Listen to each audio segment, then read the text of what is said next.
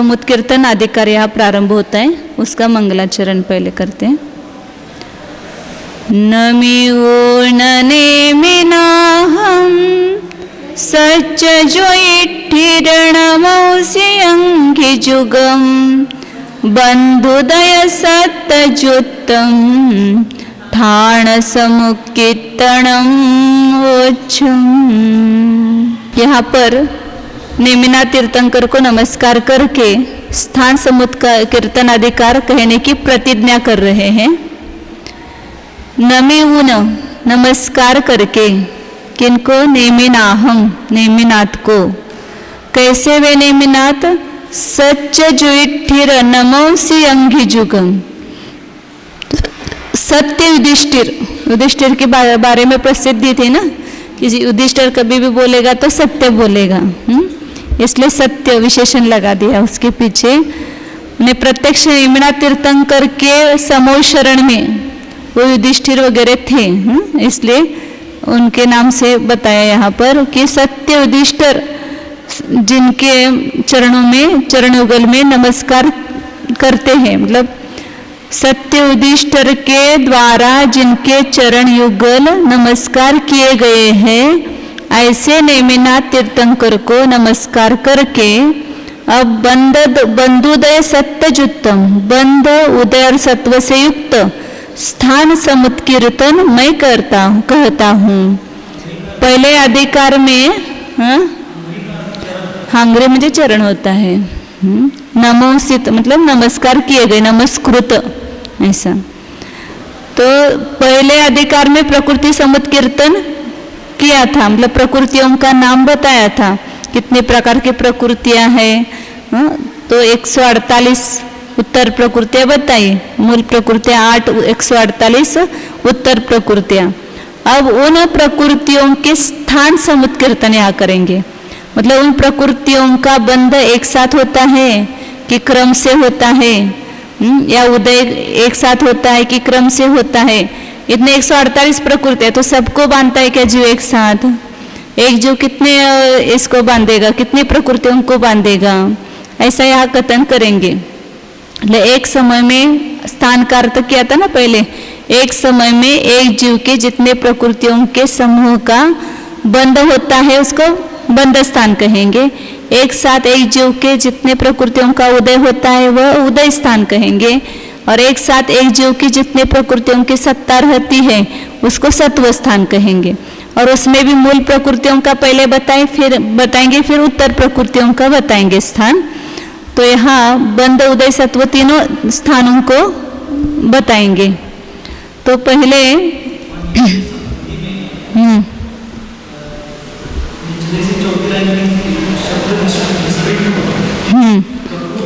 प्रकृतियां चाहिए, प्रकृतियां कही हैं। पहले प्रकृति समुत्कीर्तन अधिकार में जो प्रकृतियां कही हैं उनका बंध आदि क्रम से होता है या बिना क्रम से होता है, ऐसा प्रश्न होने पर इस प्रकार से होता है, यह बतलाने के लिए यह स्थान समुत्कीर्तन अधिकार कहते हैं। स्थान किसे कहते हैं वह बताए। एक जीव के एक समय में जितनी प्रकृतियां संभव है, बंध में संभव है उतने बंध स्थान, उदय में संभव है, क्योंकि ऐसा लगता है ना कितने कर्म है तो सब बांधता होगा जीव, ऐसा लगता है।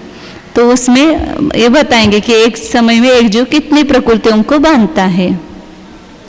पहले मूल प्रकृतियों में बताएंगे, गुणस्थानों में, गुणस्थान 14 है, उसमें किस गुणस्थान में कितने मूल प्रकृतियों का बंध होता है, कितने प्रकृतियों का उदय आता है और कितने प्रकृतियों की सत्ता रहती है, इसको 6 गाथाओं के माध्यम से बताते हैं। गाथा नंबर 452 है। हमठविहं कम्मं बंधन्ति तिसुय सत्तविहं छव्यहमेकट्ठाणे तिसु एकम बंधगो एको। तो जब अपन ने गुणस्थानों में बंध विच्छुत्ति देखी तो उसमें आयु की बंध विच्छुत्ति कहाँ हुई? 7वें गुणस्थान में। नरकायु की पहले गुणस्थान में, तिरंचायु की दूसरे गुणस्थान में, मनुष्यायु की 4थे और देवायु की 7वें गुणस्थान में। तो उसके बाद आयु का बंध नहीं होता है, ना उपशम श्रेणी पर होता है, ना शपक श्रेणी पर होता है। तो आयु कर्म का बंध 7वें गुणस्थान तक ही हुआ, और बाकी 7 कर्मों का बंध तो हमेशा होता ही है। इसलिए 8 कर्मों का बंध हुआ जीव को। एक तो 8 कर्मों का बंध होता है, नहीं तो 7 कर्मों का बंध होता है, क्योंकि आयु का बंध जिंदगी में कभी कभी होता है जीवन में।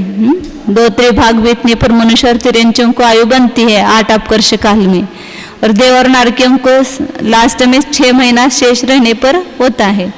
तो गुणस्थान की अपेक्षा से देखेंगे तो 7वें गुणस्थान तक ही 8 प्रकृतियों का, मूल प्रकृतियों का बंध होता है। एक साथ एक जीव कितनी प्रकृतियों को बांधेगा? तो 7वें गुणस्थान तक 8 प्रकृतियों को अथवा 7 प्रकृतियों को, और 8वें गुणस्थान से लेकर 9वें गुणस्थान तक नियम से 7 ही प्रकृतियों का बंध होता है, क्योंकि वह आयु का बंध नियम से नहीं होता है। इसलिए 7वें तक 7 या 8 ऐसा लेना, मतलब 8 कर्मों का बंध ऐसा 7वें तक होता है। और 90वें में किसकी विच्छित्ति हुई? वहां पर मोहने की विच्छित्ति हुई। आगे मोहने की कोई प्रकृति बनती नहीं है, इसलिए 10वें गुणस्थान में कितने कर्मों का बंध हुआ? 6 कर्मों का बंध हुआ। और फिर 11वें गुणस्थान से कितनी प्रकृतियां बनती है? एक केवल 7 वेदनीय बनती है, तो वेदनीय कर्म का ही बंध है, अन्य किसी कर्म का बंध नहीं है। तो बंध स्थान कितने हुए? 4 हुए। मूल प्रकृतियों के बंध स्थान 4 हुए। 8 का बंध स्थान, 7 का बंध स्थान, 6 का बंध स्थान और 1 का बंध स्थान। मतलब एक जो एक साथ 8 बांधेगा या 7 बांधेगा या 6 कर्म बांधेगा या एक ही कर्म बांधता है। इस प्रकार उसके कितने बंध स्थान हुए? 4 बंध स्थान हुए। फिर 11वें गुणस्थान में नहीं, 14वें गुणस्थान में अबंधक है, वहां पर बंधक नहीं है। वही या गाथा में बताए 452 गाथा में 6 सगविहम, 6 गुणस्थानों में 7 प्रकार का या 8विहम कम्मम बंधंती, 7 प्रकार का या 8 प्रकार के कर्म को बांधता है। तो 6 गुणस्थान मैंने कौन सा लेना? मिश्र को छोड़कर। मिश्र गुणस्थान में आयु का बंध नहीं होता है, तो मिश्र में नियम से कितने बंधेंगे? 7 ही कर्म बंधेंगे। और उसको छोड़कर 6 गुणस्थानों में पहला, दूसरा, चौथा, 5वां, 6ठा, 7वां, इन 6 गुणस्थानों में 8 प्रकार के या 7 प्रकार के कर्म को बांधता है। 30 सप्तविहम, 3 गुणस्थानों में 7 प्रकार के कर्म को बांधता है।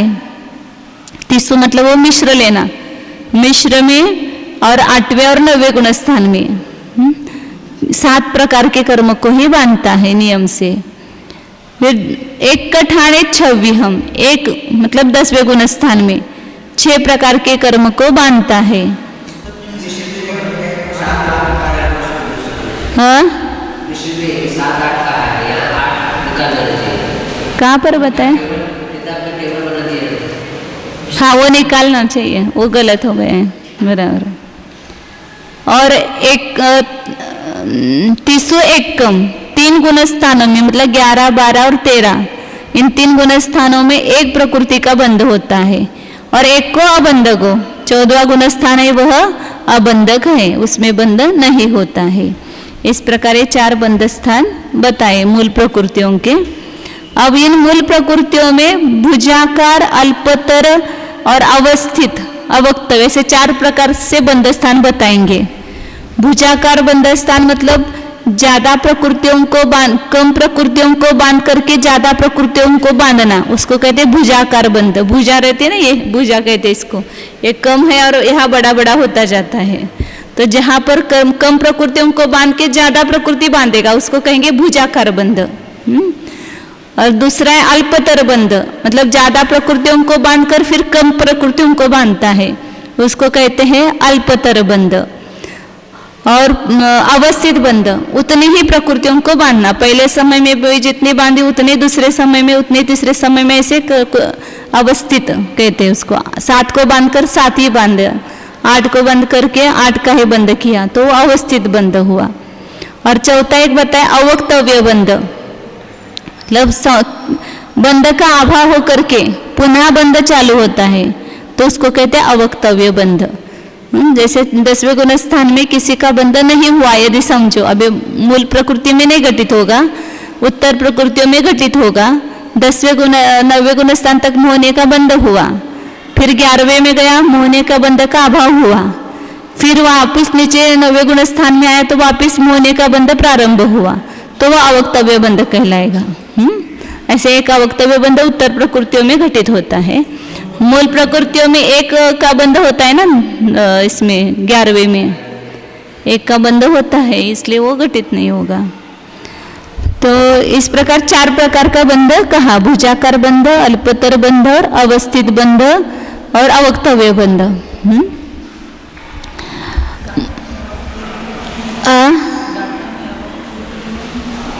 तो मूल प्रकृतियों में नहीं है वो अवक्तव्य, बाद में जो उत्तर प्रकृतियों में आएगा वह।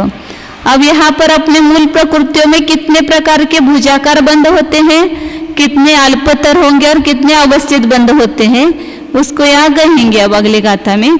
तो क्या बताया था कि कम प्रकृतियों को बांध करके ज्यादा प्रकृतियों को बांधना, वो भुजाकार बंध है। तो जैसे 11वें गुण स्थान में जीव गया, उसने कितनी प्रकृतियां बांधी, एक प्रकृति बांधी। फिर वह उपशम श्रेणी पर चढ़ा था तो 10वें में आ गए, कितने बांधी, 6 प्रकृतियां बांधी, तो एक भुजाकार बंध हुआ। एक प्रकृति को बांध करके 6 प्रकृतियां बांधी, उसको एक प्रकार का भुजाकार बंध कहेंगे। फिर वह जो 6 प्रकृतियां बांधता था 10वें गुण स्थान में, 9वें गुण स्थान में आए तो कितने कर्म बांधने लगा, 7, तो 6 को बांध करके 7 को बांधा, तो ये भुजाकार बंध हुआ, 2 भुजाकार बंध हुए।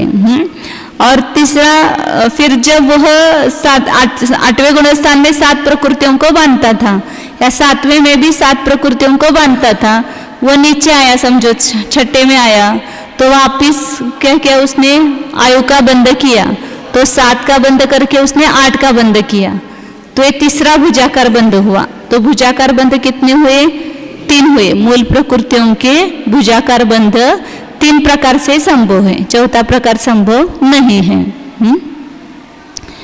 एक को बांध करके सीधा 7 को नहीं बांधेगा, वो भी प्रश्न किया है आगे, इसमें है क्या, नोट्स में दिया हुआ है।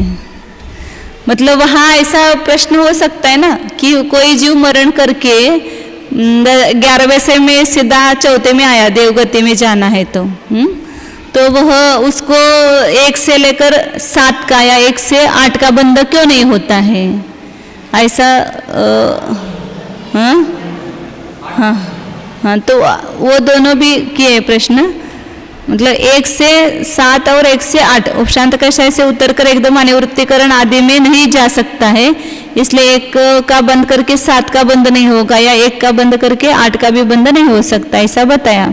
लेकिन जो उपशांत कषाय से मरकर असंयत देव हुआ, उसके 1 से 7 या 8 के बंद भुजाकर क्यों नहीं कहे।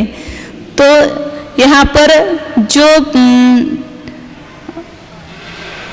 अबद्धायु जीव हो, मतलब अबद्धायुष्क श्रेणी चढ़ा हुआ, तो उसका तो मरण होता नहीं है, और इसलिए उसके 1 से 7 के बंध रूप भुजाकर का अभाव, अबद्धायु जीव का तो 1 से 7 का बंध नहीं होगा। और बद्धायु का जो मरण होता है वह देव असंयत गुणस्थानवर्ती होता है, तो वहाँ पहले अंतर्मुहूर्त में तो आयु को नहीं बांधता है ना, इसलिए 1 से 8 का भी बंध नहीं होगा। लेकिन 1 से 7 ये बंध संभव है वहां पर, किस अपेक्षा से, बद्धायुष्क जीव की अपेक्षा से। लेकिन यहाँ उन्होंने विवक्षा नहीं ली, वह मरण की विवक्षा न लेकर के कथन किया है, इसलिए 1 का बंध करके 7 का बंध करता है, वो विवक्षा नहीं ली। केवल उपशम श्रेणी पर चढ़ा हुआ देवायु का जिसने बंध किया है, वह 11वें गुण स्थान में मरण करके देवगति में जा सकता है, और वहां पर वो 7 का ही नियम से बंद करेगा, 8 का बंद तो करता नहीं है, क्योंकि 8 का बंद उसको अंतिम अंतर्मुहूर्त में ही होगा, अंतिम 6 महीने में ही होगा, इसलिए अब पता नहीं, वो नहीं है विवक्षा यहाँ इसके, मरण की विवक्षा नहीं ली है। अब आगे अल्पतर बंध कितने होते हैं देखो, मतलब यहाँ पर क्या लेंगे, कम प्रकृतियों को बांध करके ज्यादा प्रकृतियों को बांधना, वह है अल्पतर बंध। अब जैसे 7 का बंद करके उसने आयु का बंद चालू किया, लायु का बंद किया, तो 7 का बंद करके 8 का बंद किया, तो क्या हो गया यह? हाँ, 8 का बंद करके 7 का बंद किया, बराबर है। 8 का बंद करके 7 का बंद किया, अल्पतर लेना है ना, तो वह यह अल्पतर पहला बंद हुआ। दूसरा, वह जीव 9वें गुणस्थान में 7 प्रकृतियों को बांध रहा था, फिर 10वें गुणस्थान में गया और 6 प्रकृतियों का बंध प्रारंभ किया, तो 7 का बंद करके 6 का बंद किया, तो ये दूसरा अल्पतर हुआ। फिर 10वें से 11वें में गया तो 6 प्रकृतियों को बांध करके 1 प्रकृतियों को बांधा, तो ये एक तीसरा अल्पतर बंद हुआ। तो अल्पतर बंद भी कितने हुए? 3 ही हुए। और अवस्थित बंध 4 प्रकार का बंध है, क्योंकि 8 का बंद करके 8 का बंद किया, अंतर्मुहूर्त काल तक आयु का बंद करता है ना, तो लगातार, तो अवस्थित बंध 8 का अंतर्मुहूर्त तक अवस्थित बंध हुआ। फिर आयु का जब बंद नहीं करता है तो हमेशा 7 का बंद करता रहता है, तो 7 का अवस्थित बंद हुआ। 6 का बंद करके वापिस 6 का, 10वें गुणस्थान के पहले समय में भी 6 का बंद किया, दूसरे गुणस्थान में भी 6 का, दूसरे तीसरे समय में अवस्थित रूप से 6 का बंद हुआ। और 11वें गुणस्थान में गया तो 1 का बंद किया, अवस्थित बंद।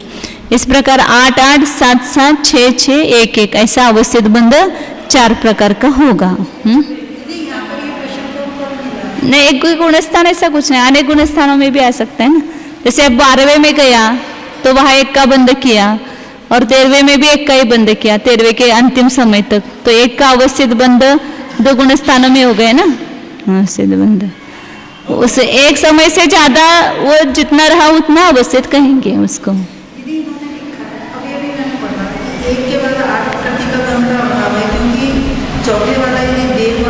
अभी मैंने बताया था वो सब याद, आपका ध्यान था ना उस समय? क्या क्या नहीं? नहीं, इसका मैंने यहाँ लिखा है ना, उसमें देवायु का वो हो सकता है 1 से 7 हो सकता है, लेकिन यहाँ विवक्षा नहीं की। अच्छा,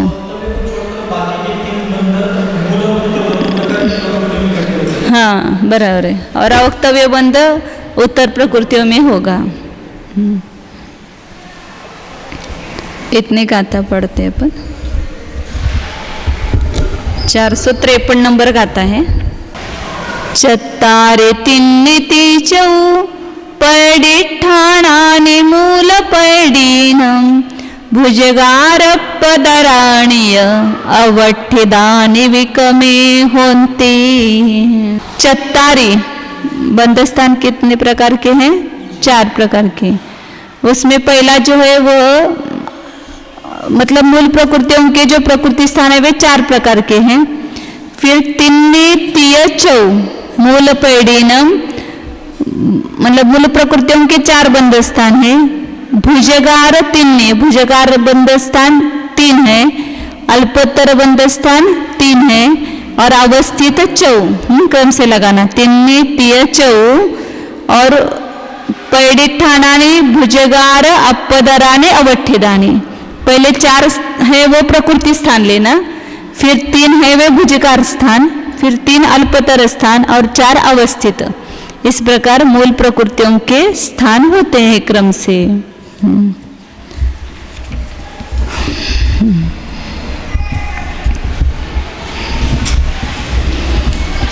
अब आगे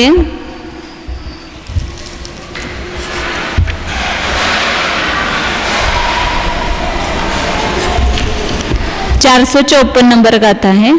तो यहाँ पर आपने देखा गुणस्थानों में 8 उदय, तो 8 कर्मों का उदय कहाँ तक होगा? इसलिए अपन उदय च्युति देखते हैं ना, तो उसको क्रम से एक मूल प्रकृतियों की अपेक्षा से भी देखना चाहिए। हाँ, 10वें गुणस्थान तक 8 कर्मों का उदय रहेगा। फिर 10वें में कौन सा कर्म गया? वहां पर विच्युति हुई, मोहनी की विच्युति हुई। तो 11वें से आगे मोहनी का उदय नहीं है, तो कितने का उदय होगा? 7 का उदय। 11वें और 12वें गुण स्थान में 7 प्रकृति का उदय है। फिर 12वें में घाती कर्म अन्य जो है उसका उदय समाप्त हो, उदय विच्छित्ति हुई ज्ञानावरण दर्शन और अंतराय की। तो आगे 13वें में कितने प्रकृतियों का उदय हुआ? 4 प्रकृतियों का। तो 12वें में 3 की विच्छित्ति हुई। तो 13वें में 4 प्रकृति का उदय है, 4 आघाती प्रकृतियों का। और 14वें में भी 4 का ही उदय रहेगा। तो उदय स्थान कितने हुए? 3 ही हुए। 8 प्रकृति का उदय स्थान, दूसरा है 7 प्रकृति का उदय स्थान और 4 प्रकृति का उदय स्थान। 3 ही हुए ना उदय स्थान। एक तो 8 कर्मों का उदय रहेगा, मतलब संसार अवस्था में कोई भी जीव 8 कर्मों के उदय से बचा हुआ नहीं है। हर एक जीव को 8 कर्मों का उदय सदैव है। एक कम है, किसी को ऐसा मिलेगा क्या जीव? 10वें गुणस्थान तक 8 कर्मों का उदय सभी जीवों को रहेगा ही नियम से। और इसलिए 3 उदय स्थान हुए, 8, 7 और 4 प्रकृतिक उदय स्थान है। अट्ठुदयो सुमोत्तीय मोहेन विनाहु संतखीनेषु घादिदराण चौक सुदो केवली दुगे नियमा। दठान हुआ है दूसरी लाइन में, दराना चाहिए। घाती और इतर ऐसा रहे वहां पर। अट्ठुदयो सुहमोत्ती, 8 का उदय सूक्ष्म सांप्राय पर्यंत है। मोहे ने विनाहु संत खीनेसु, मोह के बिना उपशांत कषाय और क्षीण कषाय में उदय है, मतलब 7 प्रकृति का उदय है। और घाती इतरान चौकस उदो, घाती से इतर मतलब आघाती का, आघाती 4 का उदय केवली दुगे नियमा, संयोग केवली और अयोग केवली में नियम से है। अब उदय का नियम बताया, ऐसे उदीर्णा का नियम बताते हैं। आगे की गाथा में 455 नंबर गाथा है। आदीनं छदुमट्ठा उदीरगा रागिनो यमोहस तदियाऊणपमत्ता जोगंता होंती दोन्नंपी। उदीर्णा कौन जीव करते हैं वो बता रहे हैं कि घादीनम छदमट्ठा उदीरगा, घाती कर्मं का उदीरक कौन है? छदमस्त। छदमस्त कहाँ तक कहलाता है? 12वें गुणस्थान तक जीव छदमस्त, छद्म मतलब निचली अवस्था, अल्प, ऐसा उसको छद्म कहते हैं। उसमें जो स्थित है, मतलब केवली को छोड़ करके जो है वो सब छद्मस्त है। तो घाती प्रकृतियों का उदीरक कौन है? छद्मस्त जीव ही है। उसमें भी रागिनो य मोहस्स तदियाऊण पमत्ता, उनमें भी वेदनीय और आयु कर्म, तदि मतलब तीसरा कर्म। मोहने की कौन उदीरक है? रागिनो, मतलब सरागी जीव जो है वही मोहने का उदीरक है। मतलब मोहने की उदीर्णा कहाँ तक है? 10वें गुणस्थान तक, ये बताना है। और तदि आउन मतलब तीसरा कर्म और आयु कर्म, इनका उदीरक पमत्ता मतलब प्रमादी जीव ही, मतलब प्रमत्त जीव ही है। मतलब 1 से 6 गुणस्थान तक ही तीसरा मतलब वेदनीय कर्म और आयु कर्म की उदीर्णा होती है। हाँ, मोहनीय हो गया है, वेदनीय चाहिए वहां पर हिंदी में। और जोगंता दोन्नंपी होंती, जो सहयोगी पर्यंत नाम और गोत्र कर्म की उदीर्णा होती है। आघाती के ऐसा लगता है कि वो 14वें तक उसका उदय है तो 14वें तक उदीर्णा होगी। तो उसके लिए नियम क्या बताया कि वेदनीय कर्म और आयु कर्म की उदीर्णा 6ठे गुणस्थान तक ही होती है। ये उदीर्णा का जब अपन ने कोष्टक लगाया था तब भी देखा था, तो उदीर्णा उसकी 6ठे तक होती है। और फिर 2 ही रहे, नाम और गोत्र, उसकी उदीर्णा सहयोगी पर्यंत होती है, मतलब 13वें गुणस्थान तक होती है। 14वें गुणस्थान में उदीर्णा है ही नहीं है। उसमें केवल कितने करण बताए? 14वें गुणस्थान में 14वें गुणस्थान में करण कितने बताए? 2 ही बताए, उदय और सत्व। वहां पर उदीर्णा अपकर्षण नहीं है। इस प्रकार उदीर्णा का नियम बताया। 12वें गुणस्थान तक 4 घाती कर्म की, 10वें गुणस्थान तक मोहनीय की, उसमें भी घाती कर्म में मोहनीय है, लेकिन उस मोहनीय की केवल 10वें तक ही होगी, ये नियम बताया। और तीसरा वेदनीय और आयु कर्म की 6ठे गुणस्थान तक, और नाम और गोत्र की 13वें गुणस्थान तक उदीर्णा होती है। कहाँ पर? हाँ हाँ, वहाँ पर 6 और 5 लेकर आएंगे, उसके अपेक्षा होगी। क्षपक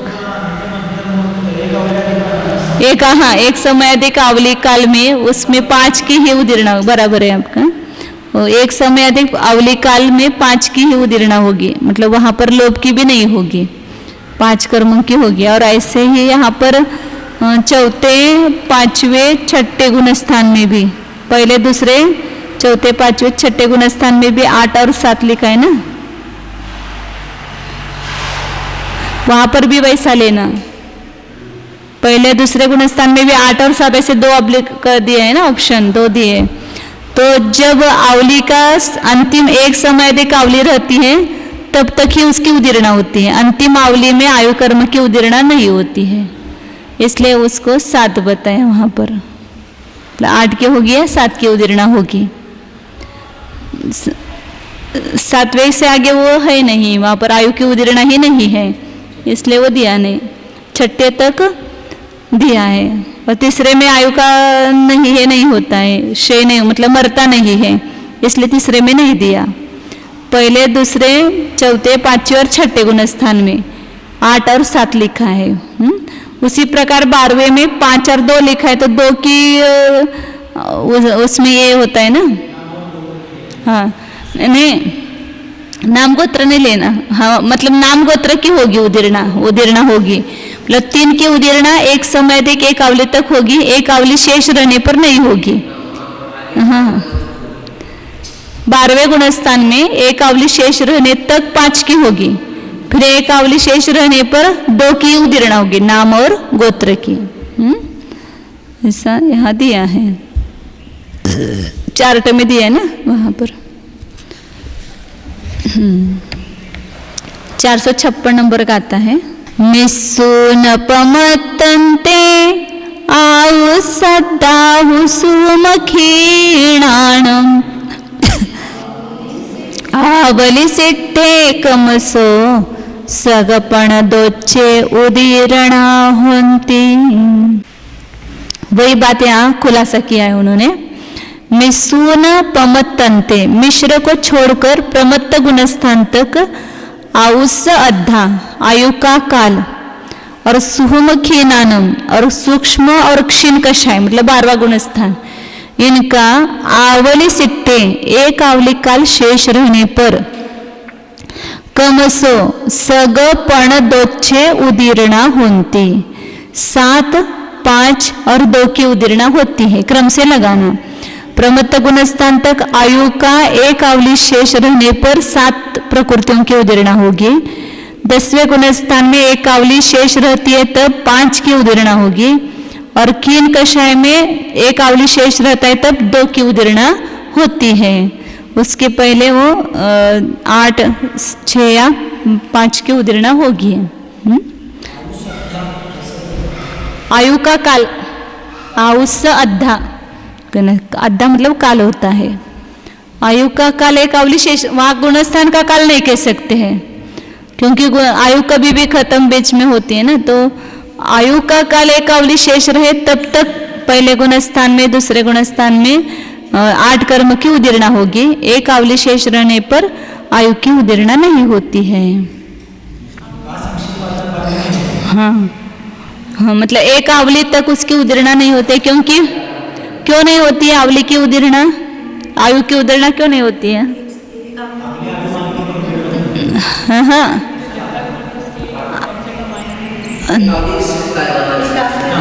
क्योंकि अगली आयु पहले उदय में नहीं आएगी ना, एक आवली शेष रही, अभी मनुष्य आयु समझो अपनी, तो उसमें कहाँ से उठा करके कहाँ देगा?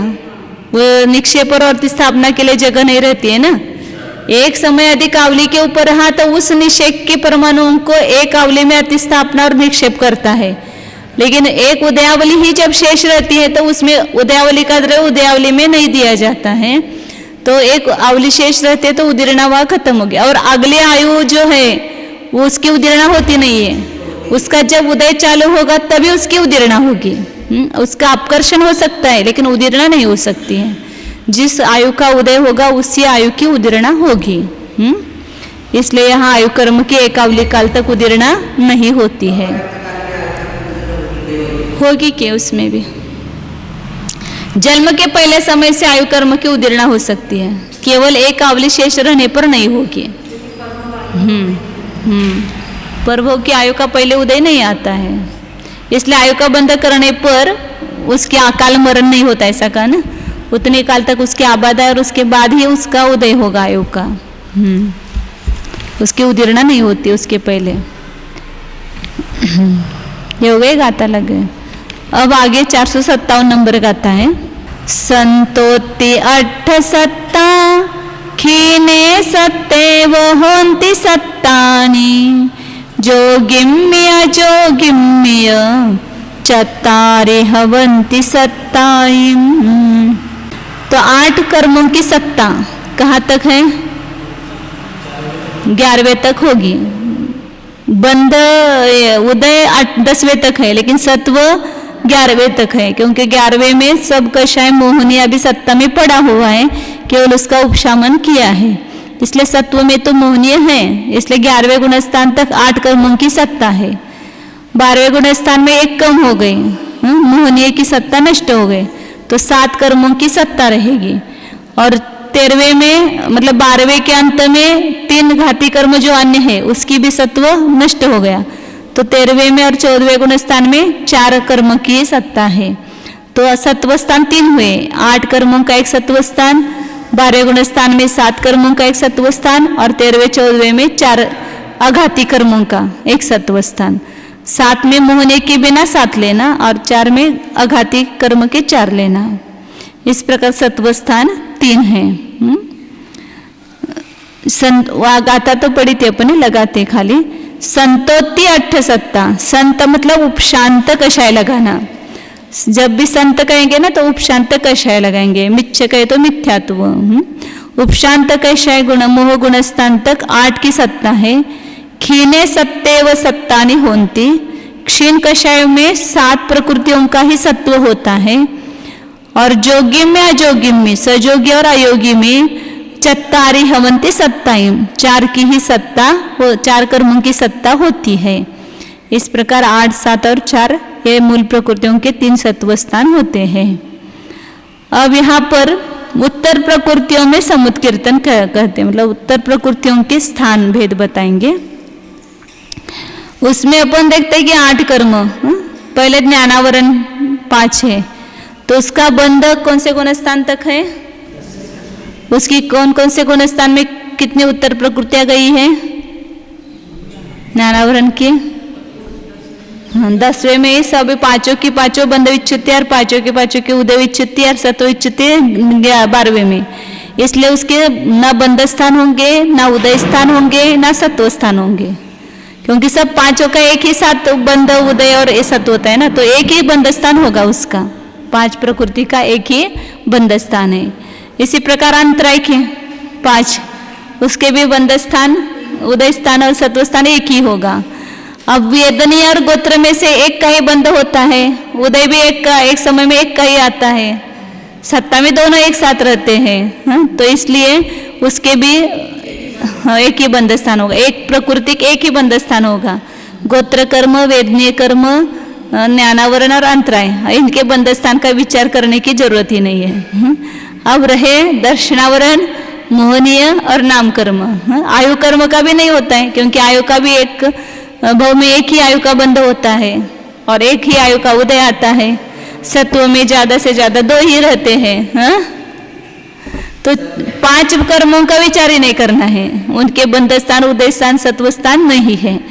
3 के ही विचार करेंगे, दर्शनावरण, मोहनीय और नाम कर्म। सबसे बड़ा है नाम कर्म, उससे छोटा है मोहनीय कर्म। इसके सब बताएंगे स्थान। तो पहले कहाँ पर बंद योग्य प्रकृतियों की अपेक्षा से किया है। हाँ, बंद योग्य प्रकृति 26 है, बराबर है। अब हाँ, यहाँ पर पहले दर्शनावरण के सबका ही सामान्य बता रहे हैं। यहाँ पर दर्शनावरण मोहनी और नामकर्म के कितने बंध स्थान है ये बताते हैं। 3 10 8 ठाणा निदंसना वर्ण मोहना माणम एथे वय भुजगारा से सेयम हवे ठाणम।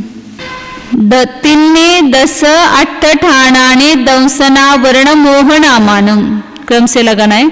दर्शनावरण के 3 बंध स्थान है, मोहने के 10 है, नामकर्म के 8 है। इनका सब खुलासा आगे आने वाला है, खाली यहाँ संख्या बताई है। और एथे वय भुजगारा, इन्हीं कर्मों में केवल भुजकार बंध होंगे। से सु एयम ठाणम हवे, इन 3 कर्मों को छोड़ करके बाकी सब कर्मों में एक एक ही स्थान होता है। केवल दर्शनावरण के 3 बंध स्थान है, मोहने के 10 है और नामकर्म के 8 है। अब कौन से है वो आगे सब बताएंगे। अब दर्शनावरण के 3 स्थान कौन से होंगे, तो यहाँ पर दर्शनावरण का विचार करो। दर्शनावरण के कौन कौन सी प्रकृति कौन से गुण स्थान में गई। दर्शनावरण की उच्चति कहाँ कहाँ पर है, दूसरे गुण स्थान में स्थान गुण ऋत्विक की बंध उच्चति हुई। फिर उसके बाद में 8वें गुण स्थान में निद्रा प्रचला की बंध उच्चति हुई। और 12वें गुण स्थान में 4 कर्मों की बंध उच्चति, हाँ दर्शन बंध विच्छुति 10वें में, बराबर है। 10वें में 4 दर्शनावरण की बंध विच्छुति हुई। तो उसके बंध स्थान कितने हुए, 3। कैसे 3 हुए, नहीं वो तो गुण स्थान हो गए, लेकिन दूसरे गुण स्थान में कितनी प्रकृतियों का बंध हुआ, 9 का। तो 9 का एक बंध स्थान कहेंगे। फिर उसके बाद 3 की विच्छुति हुई तो 6 दर्शनावरण का, ये सभी ध्रुवबंदी प्रकृतियां हैं। तो उसके बाद 6 का लगातार बंध होगा, कहाँ तक, 8वें के पहले भाग तक। तो 6 प्रकृतियां 8वें गुण स्थान के पहले भाग तक बंधेगी, तो वो 6 प्रकृति का बंध स्थान कहेंगे। फिर उसके बाद 4 का बंध होगा, तो 4 प्रकृति का बंध स्थान होगा। अब उसके भुजकार बंध कितने हो गए, अल्पतर कितने हो, सब बताते हैं। 459 नंबर का आता है। अवच्छक्क चौकंचय विद्यावरण सबंध ठाणानी भुजगार पदराणीय अवठ्ठेदानी वियजानाही। तो 9 चक्क चौकमचे विद्यावरण सबंध ठाणाने, दूसरा आवरण कर्म दर्शनावरण, उसके 9, 6 और 4 प्रकृतिक बंध स्थान होते हैं, 3 बंध स्थान। और उसके भुजकार अल्पतर और अवस्थित बंध स्थान भी होते हैं, ऐसा जानना चाहिए। ऐसा तू जानो, इस प्रकार से बताया। अब उसके भुजकार बंध कितने होंगे दर्शनावरण के, तो जब वह भुजकार बंध में क्या अर्थ लगाना, कम प्रकृतियां बंद करके ज्यादा बंधना, तो ऊपर से नीचे लाना उसको। और अल्पतर में नीचे से ऊपर चढ़ाना, तो अल्पतर होता है बंध। मतलब नीचे उतरता है तो सब बंध बढ़ता जाता है, ये दिखा है उसमें। और ऊपर चढ़ता जाता है तो बंध कम होता जाता है। तो यहाँ ऊपर जब 11वें गुण स्थान में गया तो वहाँ दर्शनावरण के बंध का अभाव हुआ था, तो वो अवक्तव्य बंध भी होगा उसमें। अब यहाँ पर पहले भुजकार बंध लगाते हैं। तो अपूर्वकरण के दूसरे भाग में तक आया था, तो वहां पर कितने प्रकृतियों का बंध करता था, 4 प्रकृतियों का। 4 का ही बंध होता था ना। पहले भाग में उतर गया, ऊपर से उतरते समय, तो उसको कितने का बंध हुआ, निद्रा प्रचला का बंध चालू हो गया पहले भाग में। उतरते हुए मतलब अंतिम भाग, मतलब वो इधर से चढ़ते समय वो पहला भाग कहेंगे। अपूर्वकरण चढ़ते समय पहला, दूसरा, तीसरा, चौथा, 5वां, 7वां है। अब उतरते समय वो 7वां भाग पहले आएगा इधर, तो दूसरे भाग तक वो उतर गया। अब पहले भाग में वो उतरा तो वहां पर 4 प्रकृतियों का बंध करके 6 प्रकृति का बंध करने लगा। तो हाँ, सभी कर्मों का होगा, मोहने का भी होगा, इसका नाम कर्म का भी होगा और उसका होगा दर्शनावरण का वो भी होगा। तो भुजकार बंध 2 हुए उसके, 4 प्रकृतियों को बांधकर 6 प्रकृतियां बांधी। फिर वह उतरते हुए दूसरे गुणस्थान में आया या पहले गुणस्थान में गया। यदि द्वितीय उपशम समय दृष्टि दूसरे गुणस्थान में आता है उन आचार्यों की अपेक्षा से, यदि वो उतरता हुआ दूसरे गुणस्थान में आ गया तो, या मिथ्यात्व में गया तो वह 6 का बंध करता था, वो 9 का बंध करने लगा, तो दूसरा भुजकार बंध हुआ। 6 प्रकृतियों को बांधकर 9 प्रकृतियों को बांधना, तो ये 2 भुजाकार बंध होंगे। वैसे प्रकार अल्पतर बंध भी 2 ही होंगे। मतलब पहले गुणस्थान में 9 प्रकृतियां बांधता था, फिर वो सम्यक्त हुआ, चौथे में गया या चौथे 5वें 6ठे कहीं पर भी गया तो वह 6 प्रकृतियों को का ही बंध करता है। तो 9 को बांध करके 6 प्रकृति को बांधा। फिर 8वें के पहले भाग में 6 बांधता था, दूसरे भाग में गया 4 प्रकृतियां बांधने लगा, तो 6 बांध करके 4 प्रकृतियों को बांधा। ये दूसरा अल्पतर बंध हुआ। अब ये शपक श्रेणी पर भी लगा सकते हैं अल्पतर बंध। भुजकार बंध है वो उपशम श्रेणी पर ही लगाना पड़ेगा, क्योंकि नीचे से ऊपर से नीचे आना पड़ेगा ना। और अल्पतर बंध उपशम श्रेणी पर भी और शपक श्रेणी पर भी, दोनों जगह संभव है। फिर उसके दर्शनावरण के अवस्थित बंध 3 होंगे। जितने बंध स्थान होते हैं उतने अवस्थित लगाना। 9 का बांध कर 9 का बंध किया, 6 को प्रकृति को बांध करके 6 प्रकृति का बंध किया, 4 को बांध करके 4 का बंध किया, तो वो अवस्थित बंध हुआ। अब अवक्तव्य बंध 2 होंगे उसके दर्शनावरण के। 11वें गुणस्थान में गया, किसी दर्शनावरण की प्रकृति का बंध नहीं किया, फिर उपशम श्रेणी से उतरा तो 10वें में आया तो वापिस 4 दर्शनावरण का बंध करने लगा। तो 0 को बांध करके 4 को बांधा, मतलब बंध का अभाव करके उसने 4 प्रकृतियों को बांधा। ये पहला अवक्तव्य बंध हुआ। यह वह जीव बद्धायुष का जीव था, 11वें गुणस्थान में गया और मर गया, तो वह देव असंयत में गया। यहाँ पर विवक्षा ली उसके पुत्र प्रकृतियों में, तो वहाँ पर गया तो वहाँ 6 प्रकृति रूप दूसरा है, मतलब 4 का 9 बांध करके 6 बांधने लगा ना डायरेक्ट, क्योंकि वो 11वें से 4वें में गया डायरेक्ट, तो वहाँ 0 में से 6 का बंध किया, तो 2 अवक्तव्य बंध हो गए। कुछ भी न बांध करके 4 को बांधा और कुछ भी न बांध करके 6 को बांधा, तो ये 2 अवक्तव्य बंध होते हैं। देखो पूरा बंध का अभाव हुआ था, वापिस एक साथ 6 का बंध होने लगा। मतलब नीचे उतरा तो कितना हानि है वो दिखाना है इसमें, भुजाकार और अल्पतर बंध करके। और ऊपर चढ़ता है तो एकदम 9 से 6, 6 से 4 प्रकृतियों को बांधता है, और 11वें में तो बंध का अभाव ही हुआ है। इस प्रकार उसके अवक्तव्य बंध 2 बताए। अब गाथा में पढ़ते हैं इसको।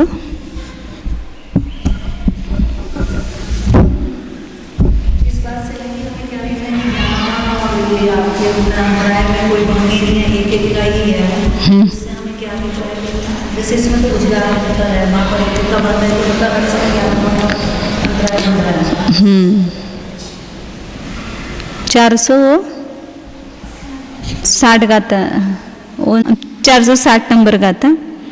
नवसासनोत्ति बंधो छच्चेव अपूर्व परम भागोति चत्तारि होन्ति तत्तो सुहुमकसायस्य चरिमोत्ति। बात यहाँ पर बताई कि सासाधन गुणस्थान तक 9 प्रकृतियों का बंध होता है। अपूर्व परम भागोति छच्चेव, अपूर्व करण के प्रथम भाग तक 6 प्रकृतियों का बंध होता है। तत्तो सूक्ष्म कषाय चरिमोत्ति चत्तारि होन्ति, उसके बाद सूक्ष्म कषाय के अंतिम समय तक 4 प्रकृति का बंध होता है। इसलिए 3 उसमें केवल संख्या बताई थी ना, 9, 6 और 4, तो 9, 6, 4 यहाँ ये कैसे बन गए बंध स्थान, वो यहाँ पर बताया।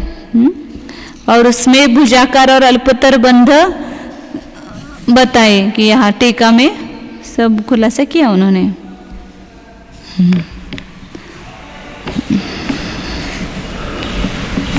अब आगे उदर्शनावरण के उदय स्थान बताते हैं। अपूर्वकरण अपूर्वकरण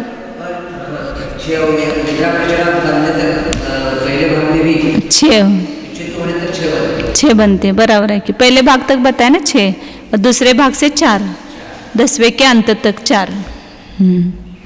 इस प्रकार दर्शनावरण के बंध स्थान बता दिए। बंध स्थान 3 है, भुजकार बंध 2, अल्पतर बंध 2, अवक्तव्य बंध 2 और अवस्थित बंध 3। अब यहाँ पर उदय स्थान बताते हैं। अब दर्शनावरण के उदय को सोचो, कहाँ कहाँ कौन कौन से गुण स्थान तक कितने प्रकृतियों का वहाँ उदय होता है। उदय विच्युति कहाँ हुई? दर्शनावरण के, उसी का चल रहा है ना यहाँ पर। त्यानत्रिक की विच्युति हुई और हाँ, लेकिन एक साथ में पांचों निद्राओं का उदय नहीं होता है एक समय में, और वह भी जागृत अवस्था में निद्रा का उदय नहीं होता है। और निद्रावस्था में 5 निद्राओं में से किसी एक का उदय आता है। तो इसलिए दर्शनावरण के 2 उदय स्थान हैं, 4 और 5 का। मतलब एक तो जब निद्रा नहीं है, निद्रा का उदय नहीं है, तो केवल 4 दर्शनावरण का उदय रहेगा, वो निरंतर उदय रहता है 4 का। लेकिन उसके साथ में 5 निद्राओं में से किसी एक निद्रा का उदय होगा 4 के साथ में, वो कभी कभी होगा, हमेशा नहीं होगा। तो जब निद्रा का उदय रहेगा तो 5 में से कोई एक प्रकृति होगी, इसलिए 4 दर्शनावरण और 1 निद्रा, इस प्रकार 5 प्रकृतियों का ही उदय होगा। 9 का उदय एक साथ नहीं होता है, या 5, 6, 7, 8, 9, 8 का भी उदय नहीं रहता है। तो दर्शनावरण में 4 प्रकृति का उदय होगा या 5 प्रकृति का उदय होगा। और सभी गुण स्थानों में सब संभव है, केवल अब क्षीण कषाय के अंतिम समय में निद्रा का उदय नहीं है, द्विचरम समय में उसकी उदय विच्युति हुई है। अंतिम समय में वहां पर केवल ज्ञान का जो उपांत्य है, उपादान कारण है, वहां पर निद्रा का उदय नहीं होता है। और मतलब एक सामान्य से वही कथन करेंगे ना। अब यहाँ पर जागते हुए भी कभी कभी झपकी लगती है, कभी कुछ थोड़ा सा अगदी उदय आता है, वो समझ में नहीं, जम्बाई आती है, समझ में भी नहीं आता है। कभी कभी मंद उदय है तो वहाँ थोड़ा तीव्र उदय होगा तो ये उसका कार्य दिखाई देता है, मानेंगे, लेकिन हमेशा नहीं होता है। जागृत अवस्था में भी हमेशा नहीं होता है। पूर्ण आप सावधान है तो उस समय किसी भी निद्रा का उदय नहीं है, ऐसा होता है। और देवों में तो निद्रा और प्रचला में से उदय रहता है, उसमें स्थानांतरिक का उदय नहीं है। तो 2 ही उदय स्थान है, क्षीणोत्ति 4 उदया, 5 निद्दासु 2 निद्दासु, 1 उदयम पत्ते, क्षीण दुचरिमोत्ति 5 उदया। क्षीण कषाय गुणस्थान पर्यंत 4 प्रकृति का उदय है, और 5 निद्राओं में से, या 5 निद्राओं में से कहाँ तक बताएंगे? 6ठे गुणस्थान तक। 5 निद्रा में से कोई एक निद्रा का उदय रहेगा। उसके बाद 7वें गुणस्थान से 12वें गुणस्थान तक 2 निद्रा में से किसी एक निद्रा का उदय होता है। तो इस प्रकार क्षीण कषाय के द्विचरम समय तक 5 का उदय रहता है, मतलब कभी रहता है कभी नहीं रहता है। तो क्षीण कषाय तक 4 का उदय तो है ही, 4 के उदय का स्थान 12 गुण स्थानों में सब जगह होगा, और 5 का उदय भी 12वें के द्विचरम समय तक होगा। क्योंकि 6ठे तक 5 निद्राओं में से किसी एक निद्रा का उदय आएगा, और उसके आगे 2 निद्रा में से किसी एक निद्रा का उदय आता है। तो इस प्रकार उदय स्थान 2 ही है। अब सत्व स्थान बताते हैं, 462 नंबर का आता है। आदुवसंतोत्तीय अनयटी खवग पडम भागोती नवसत्ताखी नसदु चरिमोत्तीय छच्छदु चरिमे। दर्शनावरण की सत्वच्युति का हुई स्थानांतरिक की 9वें गुणस्थान के पहले भाग में, और निद्रा प्रचला की 12वें में द्विचरम समय में, और 4 दर्शन के अंतिम समय में। तो सत्व स्थान कितने हुए वहां पर? 3 हुए। एक 9 प्राकृतिक सत्व स्थान, 6 प्राकृतिक और 4 प्राकृतिक। तो 8वें गुणस्थान तक 9 का ही है। 9वें गुणस्थान में कुछ पहले भाग तक वो 9 का है सत्व स्थान, फिर दूसरे भाग से लेकर के 6 का सत्व स्थान होगा, 12वें के द्विचरम समय तक 6 का सत्व स्थान है, फिर 12वें के अंतिम समय में 4 का सत्व स्थान है। तो और लेकिन उपशांत मोह उपशम श्रेणी पर चढ़ा हुआ है तो 11वें गुण स्थान तक 9 की सत्ता रहेगी, क्योंकि वह नाश नहीं करता है ना, इसलिए 9 की सत्ता उपशम श्रेणी पर रहती है 11वें गुण स्थान तक, इसलिए 2-2 दिया है। शपथ श्रेणी की अपेक्षा से 6 का, उपशम श्रेणी की अपेक्षा से 9 का सत्व। 10वें में भी 2 होंगे, उपशम श्रेणी की अपेक्षा से 9 का सत्व, शपथ श्रेणी की अपेक्षा से 6 का सत्व। 11वें में भी 11वें में 9 का ही होगा, उसमें 6 का सत्व होगा ही नहीं, क्योंकि जो शपथ श्रेणी पर चढ़ा है वो 11वें में जाता नहीं है, वो डायरेक्ट 12वें में जाता है। तो 12वें में 2 प्रकार का होगा, 6 और 4। द्विचरम समय तक 6 का सत्व, चरम समय में 4 का सत्व। सो इस प्रकार सत्व स्थान कितने हुए? 3 हुए। तो यहाँ पर वही बताया, 462 नंबर का आता पड़ी ना अपन ने अभी, मिथ्या दुवसंतोत्य, मिथ्यात्व से लेकर उपशांत कषाय तक और अनियट्टी खवग पड़म भाग होती, अनिवृत्तिकरण के क्षपक के प्रथम भाग तक 9 सत्ता, 9 प्रकृतियों की सत्ता रहती है। क्षीणस्स 2 चरिमोत्य 6, फिर चरि में चदु, क्षीण कषाय के द्विचरम समय तक 6 प्रकृति का सत्व है और चरम समय में चदु मतलब 4 प्रकार का, 4 प्रकृति का सत्व है। इस प्रकार ये सत्व स्थान बताए। मतलब दर्शनावरण के बंध स्थान कितने? 3। उदय स्थान कितने? 2। उदय स्थान 2 ही, बंध स्थान 3 कौन से हो गए? 9, 6 और 4, और उदय स्थान 4 और 5, 5 और 4, ये 2 ही उदय स्थान हुए, और सत्व स्थान 3 हुए, 9, 6 और 4, ऐसे हुए। इन दर्शनावरण का तो सरल है एकदम। अब मोहनीय के बंध स्थान आगे बताते हैं। के बंध स्थान देख रहे हैं कि मोहनीय के कुल बंध स्थान 10 है। मोहनीय की प्रकृति कितनी है? 28 है। अब उसमें से एक जो एक समय में कितना बंध कर सकता है वो देखना है। तो हाँ, वो तो बंध योग्य नहीं है, 26 है। अब उसमें से एक समय में कितना सब 26 का बंध नहीं करता है। तो जैसे पहले मिथ्यात्व गुण स्थान है, उसमें मिथ्यात्व का नियम से बंध होगा, और जो 16 कषाय है वो भी ध्रुवबंदी है। 25 कषाय सब ध्रुवबंदी, 16 कषाय ध्रुवबंदी प्रकृतियां बताइए ना, तो 16 का भी नियम से हमेशा बंध होगा। तो एक मिथ्यात्व 16 कषाय और भय जुगुप्सा भी निरंतर बंध होता है। भय जुगुप्सा का उदय ध्रुव नहीं है, लेकिन उसका बंध ध्रुव है, निरंतर हम बंद कर रहे हैं उसका, भय जुगुप्सा का। तो ऐसे 19 प्रकृतियां जो है पहले गुण स्थान में ध्रुव बंदी है, इसका तो बंध होगा ही। अब उसमें से जो 6-9 कषाय है, 3 वेद 7 3 वेद और अरति युगल, हास्यरति और शोकारति। तो हास्यरति में से किसी एक का बंध हो, पहले गुण स्थान में तीनों वेदों का बंध होता है, तो तीनों वेदों में से किसी एक वेद का बंध होगा, और हास्यरति का बंध होगा या शोकारति का बंध होगा। इसलिए हास्यरति, हाँ आरती चाहिए, हास्य युगल या आरती युगल में से एक का बंध होगा। तो 2 प्रकृति आ गई उसमें, और 3 वेदों में से 1 प्रकृतियां, तो 1 2 और 1 कितने हो गए? 3। तो ये अध्रुवबंदी 3 प्रकृतियां और ये ध्रुवबंदी 19 प्रकृतियां, तो कितनी हो गई? 22। मतलब पहले गुण स्थान में कोई भी जीव होगा वो नियम से 22 प्रकृतियों का बंध करेगा ही मोहनीय के।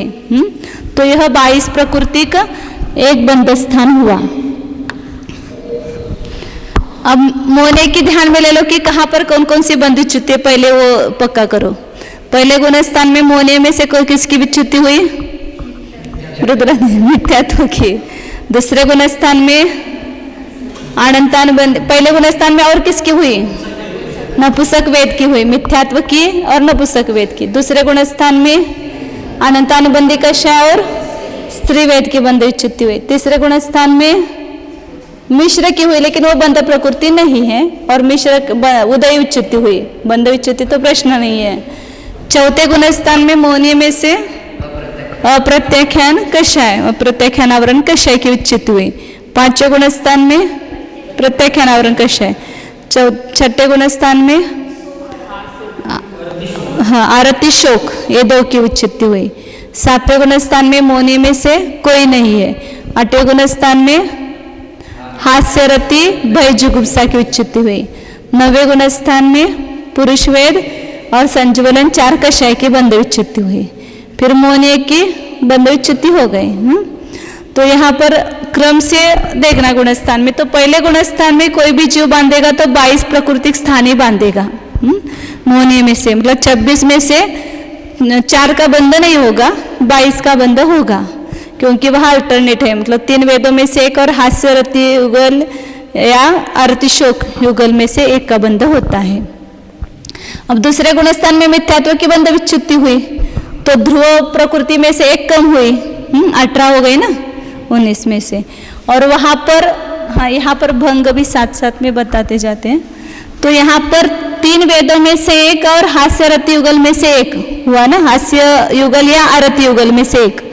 तो यहाँ पर भंग कितने होंगे? 6 होंगे। वो कैसे होंगे?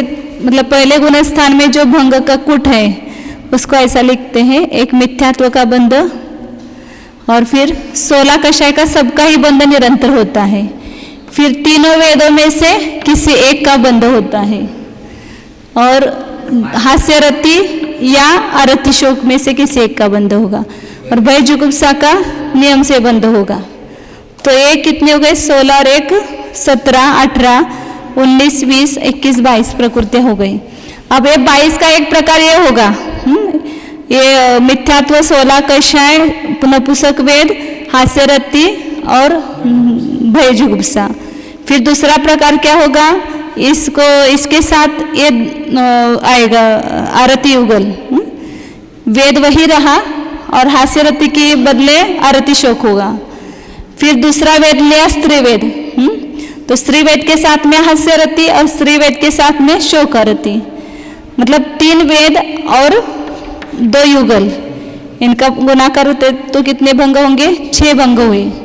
तो इन 3 के साथ में ये 2 भंग हुए, तो कुल कितने भंग हुए? मतलब 22 जो बंध स्थान है उसको हम 6 प्रकार से बांध सकते हैं। उसमें प्रकृति बदल बदल करके उसके भंग कितने होंगे? ये कुल प्रकृति कितने? ये 6 भंग हुए। ये तो परत प्रकृति संख्या ले लेंगे। हाँ 3 और 2 ये वो 6 लिखे हैं। 3 वेद, हास्य रति हित का प्रकृति ले लें। ये भंग ही लिखना चाहिए, यहाँ पर प्रकृति संख्या लिखने की जरूरत नहीं है वास्तव में। हाँ भंग चाहते हैं, भंग संख्या, ये भंग ही संख्या है, वो विवरण के लिए रखा था एक। 6 भंग हुए। पहले 22 प्रकृति के भंग 6 हुए।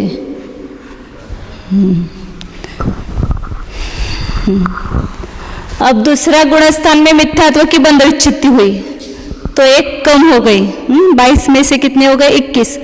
अब ये पहले में नपुंसक वेद की बंध विच्युति हुई, लेकिन स्त्री वेद या पुरुष वेद, तो ये भंग एक कम हो जाएगा। यहाँ पर 0 हो गए। तो स्त्री वेद में या पुरुष वेद में से किसी एक वेद का बंध होगा और हास्य रति में से या आरती शोक में से किसी एक का बंध होगा। इसलिए इन 2 के साथ में 2 भंग हो, मतलब इस 2 भंग होंगे, प्रत्येक के 2 भंग, तो कितने भंग हो जाएंगे? 4 भंग। तो यहाँ पर एक प्रकृति कम हुई, इसलिए बंध स्थान में से एक कम हो गया, एक प्रकृति। मतलब 21 प्रकृतियां वो दूसरे गुण स्थान में बांधता है और उसके भंग कितने होंगे? 4 होंगे। 4 भंग हुए, मतलब 21 प्रकृतियों को 4 प्रकार से वो बांधेगा, प्रकृतियों को पलट करके।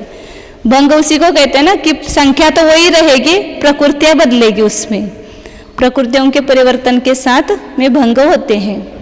अब दूसरे गुणस्थान में किसकी विच्युति हुई? अनंतानुबंधी 4 कषाय की विच्युति हुई और स्त्रीवेद की विच्युति हुई। तो तीसरे गुणस्थान में, तीसरे गुणस्थान में क्या हुआ?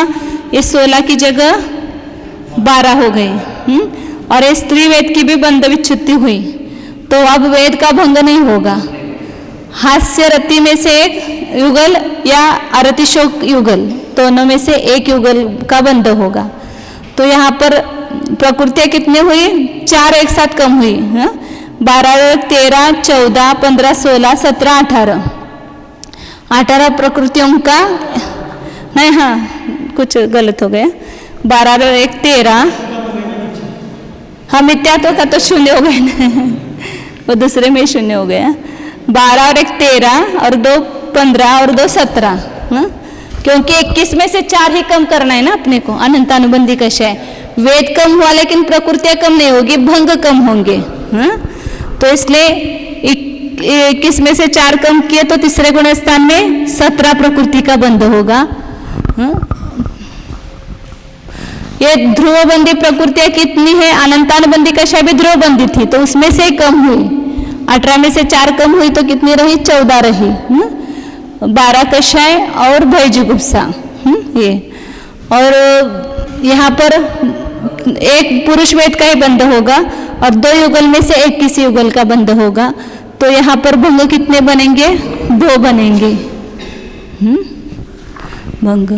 अब यहाँ चौथे गुण स्थान में कितनी प्रकृतियाँ कम हो जाएगी?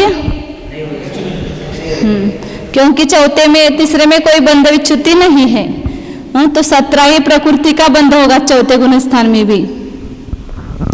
उसमें भी भंग कितने बनेंगे? वही प्रकृतियां रहेगी जो तीसरे में है, वही 17 प्रकृतियां चौथे में है। और भंग भी उतने ही होंगे।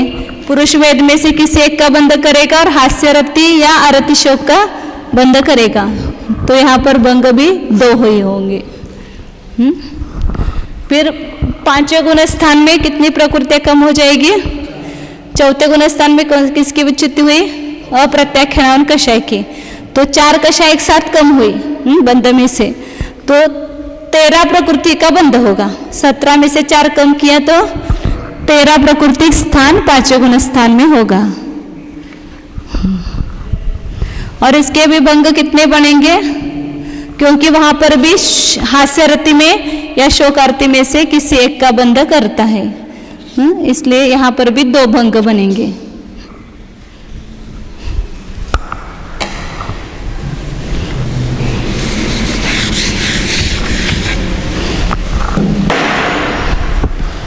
फिर 6ठे गुण स्थान में कितने हो जाएगी? हमें 13 में से कितनी कम हुई?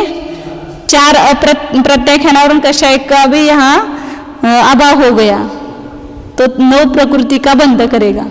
तो 4 संज्वलन, भय जुगुप्सा, 1 वेद पुरुष वेद और हास्य रति या शोक रति, इसलिए उसके भंग कितने बनेंगे? 2 ही बनेंगे। समझ में आ रहा है ना? केवल ये बंध स्थान अलग, उस गुण स्थान में कितनी प्रकृतियां बंधेगी और उसके प्रकार कितने होंगे?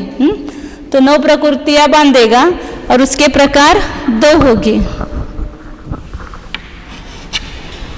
यहाँ पर भी पुरुष वेद का ही बंध होता है और 2 युगलों में से किसी एक का बंध होता है। अब 7वें गुण स्थान में कितनी कषाय कम हुई? 6ठे में कितने की विच्युति हुई? कौन से? आरती शोक की हुई। तो इसमें प्रकृतियां तो कम नहीं होगी, भंग कम हो गया, क्योंकि 9 की 9 रहेगी ना।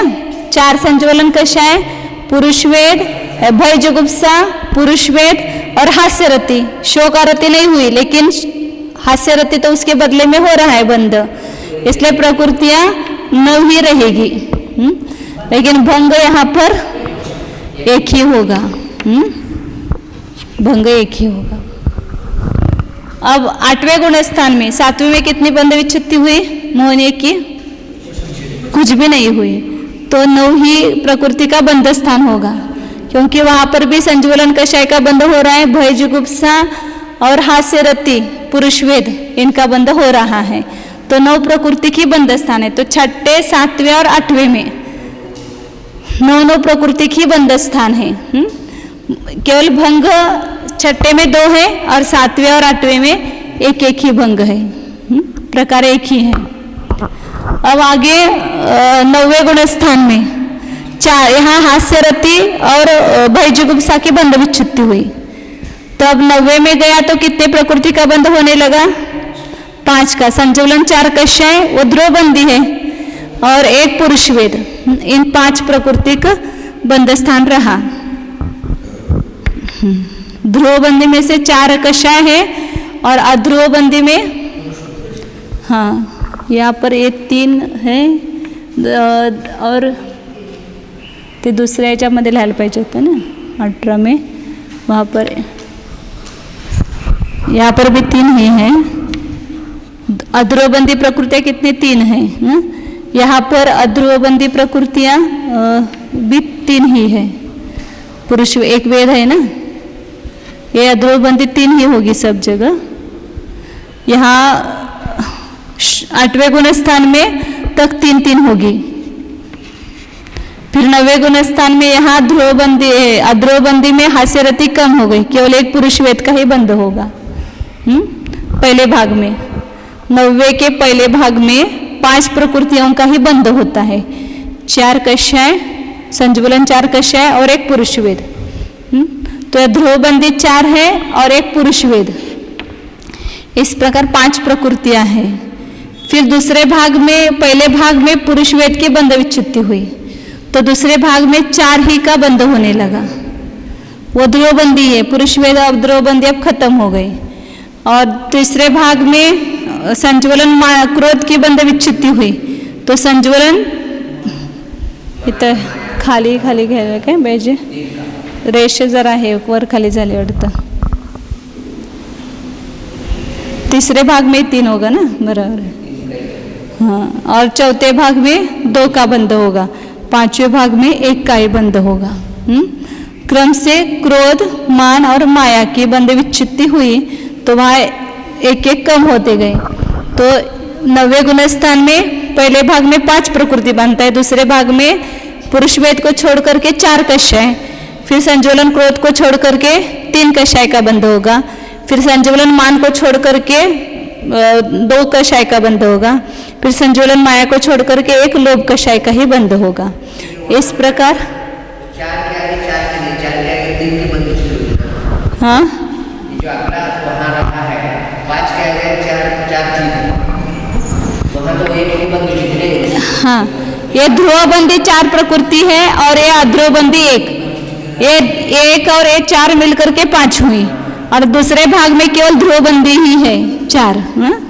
फिर तीसरे भाग में 3 ही ध्रुवबंदी, ये सब ध्रुवबंदी ही है प्रकृतियाँ, और इनके भंग सबके 1-1 ही होंगे। 5 1-1 ही भंग होंगे। तो 9वें 7वें से 7वें का 1 भंग, 8वें का 1 भंग, 9वें के 1 2 3 4 5 बराबर है ना, इतने हो गए, इतने भंग हुए। तो बंध स्थान कुल कितने हुए? 10 हुए।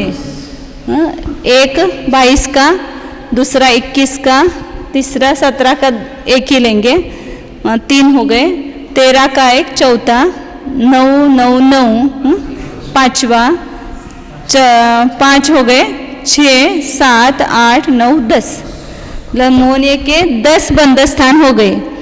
उस गुण स्थान में जाता है तो वो बंध स्थान होगा उसको नियम से।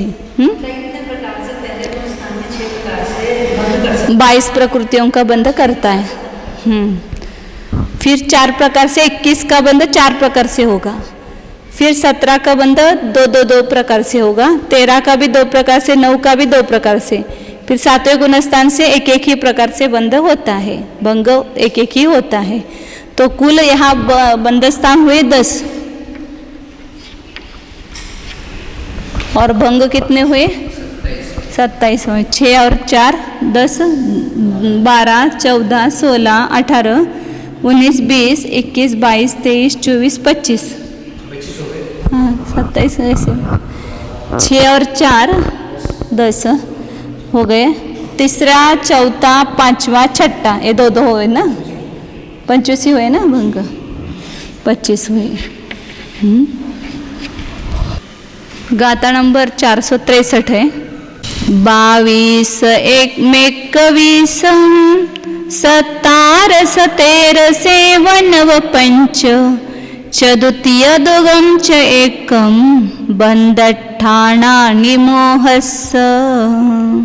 उसमें पहला है 22 का, मतलब 22 प्राकृतिक एक बंध स्थान, फिर 21 प्राकृतिक, फिर 17 प्राकृतिक, फिर 13, 9, 5, 14 मतलब 4, 3, 2 और 1।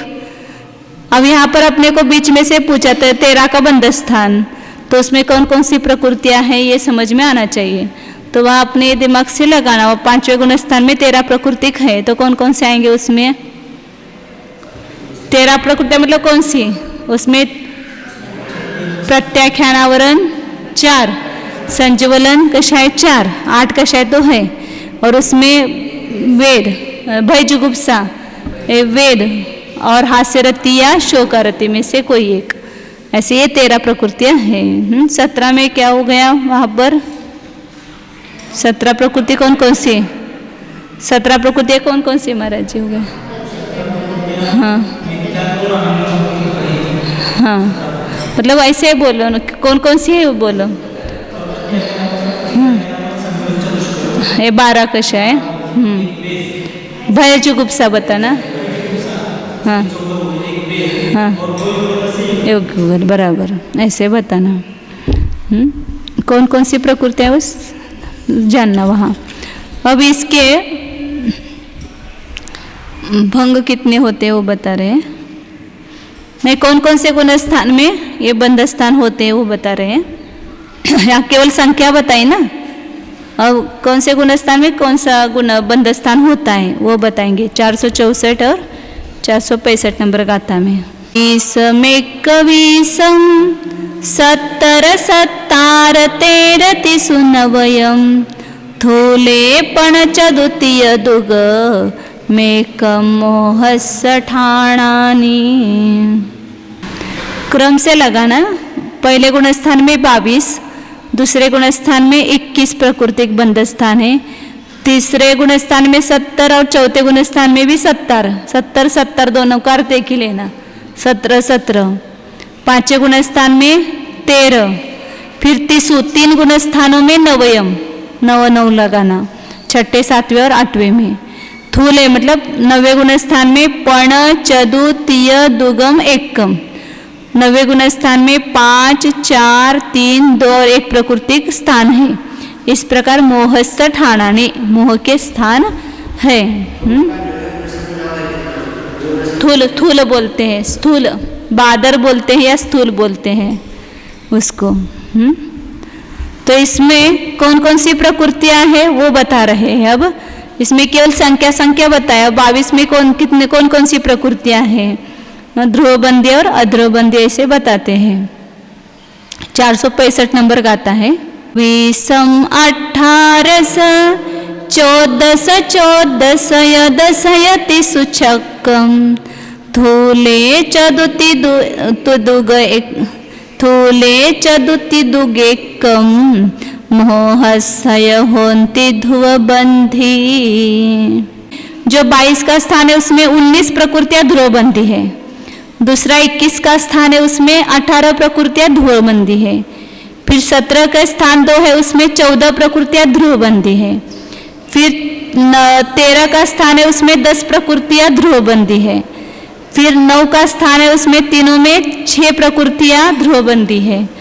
और फिर थूले मतलब 9वें गुण स्थान में जो 5 प्रकृतियां उसमें से 4 प्रकृतियां ध्रुवबंदी है। फिर 3 2 और 1 ये सब ध्रुवबंदी प्रकृतियां हैं। मोने की ध्रुवबंदी प्रकृतियां उसमें है। अब वो भंग कैसे बने उसका खुलासा करते हैं। 466 नंबर गाता है। सग संभव ध्रुव बंधे वेदे के 2 जुगाण में केय ठाना वेद जुगाणम भंग हदे होन्ति तब भंगा। तो अपने अपने गुण स्थानों में जो ध्रुवबंदी प्रकृतियां हैं वो बताई। उसमें सग संभव ध्रुव बंधे अपने गुण स्थान में संभवने वाले ध्रुव प्रकृतियों में ध्रुवबंध में एक वेद और 2 युगलों में से कोई एक युगल मतलब हास्यरति युगल या शोकारति युगल, ये जोड़ने पर ठाणा स्थान होते हैं। और वेद जुगाणम भंग दे, वेद और जो युगल है इनको परस्पर गुना करने पर तब भंगा होती, उसके भंग होते हैं। वेद के निमित्त से और हास्यरति और शोकारति युगल से भंग बने हैं। तो हर एक के अपने देखे, पहले गुणस्थान में 3 वेद हैं और 2 युगल है, इसलिए 6 भंग हुए। दूसरे गुणस्थान में 2 वेद है और 2 युगल है, इसलिए 4 भंग हुए।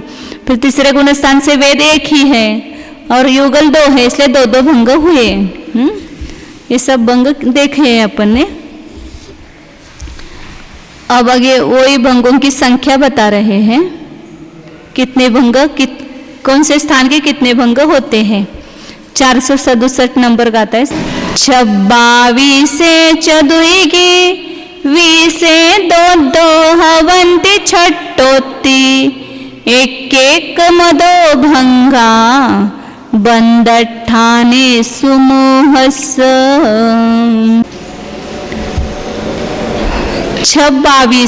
22 का जो बंद स्थान है उसके भंग कितने हुए? 6। चदु 21 के बंद स्थान है उसमें कितने भंग हुए? 4। फिर छट्टोती 2 छठे गुण स्थान तक 2 भंग होते हैं। अदो 1 उसके बाद 1 ही भंग है। इस प्रकार मोहने के बंद स्थानों में भंग होते हैं।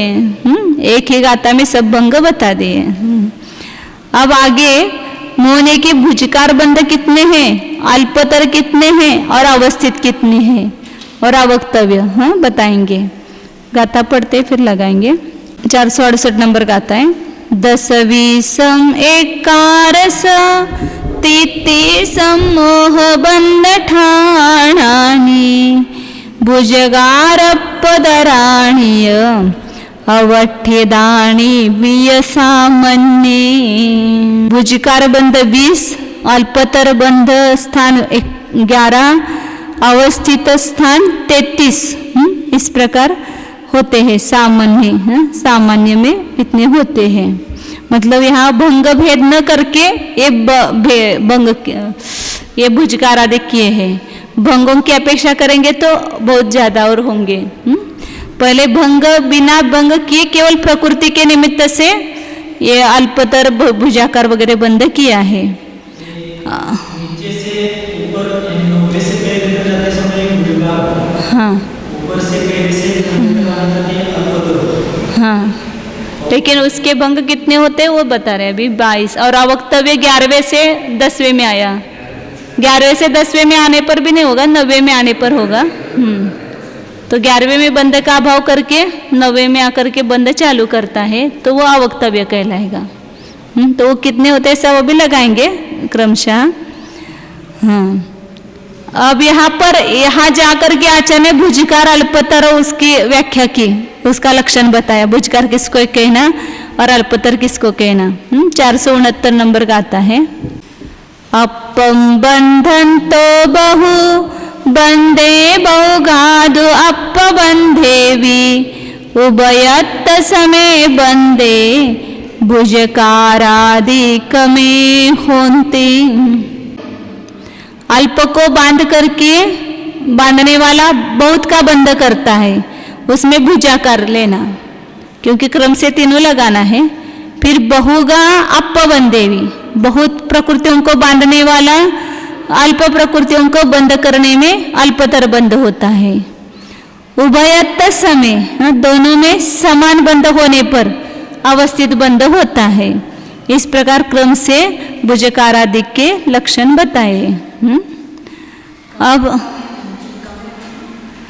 क्रम से लगा, इसमें ऐसा नाम नहीं बताया तो क्रम से आप लगा लो। अपम बंधन तो बहुबंधे भुजकार, बहुगा बंधन तो अपबंधे अल्पतर और उभयत समय बंधे दोनों में, मतलब अल्पतर बांध करके बाद वापिस समान बांधता है तो अवस्थित होगा, भुजकार बांध करके भी अवस्थित, इसलिए दोनों के मिलाकर के अवस्थित के भंग हो जाएंगे वो।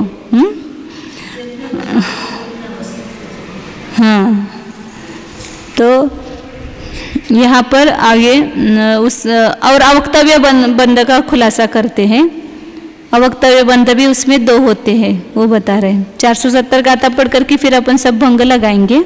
अवक्तव्यो ओदरमाणं में एकयं मरणे एकंच होति एत्थवी दो चेव अवट्ठिदा भंगा। सामान्य मतलब बिना भंग करते हुए ये भंग बताए।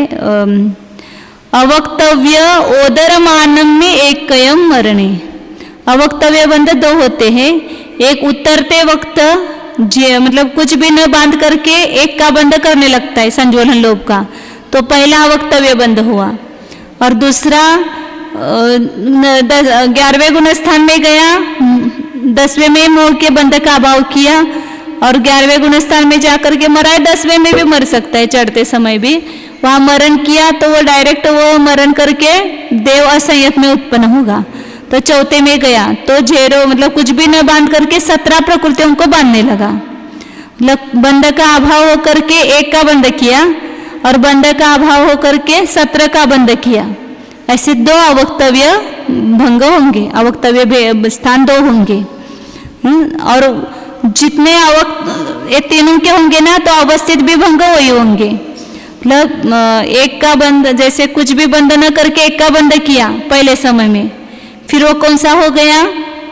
अवक्तव्य हो गया। अब दूसरे समय में वापस एक का ही बंध किया, तीसरे समय में एक का ही बंध किया, वो अवस्थित हुआ। वैसे ही भुजकार बने, उस वैसे ही 4थे में आया, 17 का बंध किया पहले समय में, वो अल्प अवक्तव्य भंग होगा। फिर दूसरे समय में भी 17 प्रकृति बांधी, तीसरे में भी 17 प्रकृति बांधी, तो वो कौन सा हो गया? अवस्थित। इसलिए सब भंगों को मिलाकर के अवस्थित भंग निकालेंगे यहाँ पर ऐसे। अब भुजकार बंध कितने बताए? 22, अल्पतर 21 और अवस्थित 33 भंग बताए। उनको अपन देखते हैं भुजकार बंध 20 कैसे होते हैं। भुजकार बंध कैसे होता है कि कम प्रकृतियों को बांध करके ज्यादा प्रकृतियों को बांधता है, वो भुजकार बंध है। तो उपशम श्रेणी से नीचे उतरने की अपेक्षा से ये भंग मतलब ये स्थान होंगे। तो इसमें ये अपने को मालूम होना चाहिए कि किस गुणस्थान से किस गुणस्थान में वह जा सकता है। तो वहाँ पर अपन लगा सकते हैं, या मरण करे तो किस गुणस्थान में आता है। तो वहाँ 11वें गुणस्थान में गया था और वहाँ से फिर 10वें में आया और फिर 9वें में आया, तो वहाँ एक का बंध करने लगा। तो कौन सा बंध बताया था अभी? ये 2 अवक्तव्य बताए ना, 0 से 1, फिर 0 से मरण करके गया तो 17 का बंध किया, तो ये 2 अवक्तव्य भंग हो गए। अब एक प्रकृति को बांध करके फिर वह 9वें के अंतिम से दूसरा द्विचरम भाग में आया, तो वहां पर वो माया का भी बंध, संज्वलन माया का भी बंध करने लगा, तो पहला भुजकार बंध होगा। भुजकार, भुजाकार बंध भी कहते, भुजा के आकार ऐसे, भुजाकार। तो एक पहला भंग हो गया, एक में से 2 प्रकृतियों को बांधा। अब कोई जीव मरण कहीं पर भी उपशम श्रेणी में हो सकता है, केवल चढ़ते समय पहले भाग में मरण नहीं है। तो इस भाग में आकर के जो मरण किया तो वह सीधा कहा जाएगा 4थे गुणस्थान में, मरे तो 4थे पुरलो जाए। तो मरण करने पर वह 4थे गुणस्थान में जाएगा, तो वह कितने का बंध करेगा? 17 का बंध करेगा। तो इसलिए एक प्रकृति में से 17 को भी बांध सकता है। ये 2 भुजकार बंध हुए।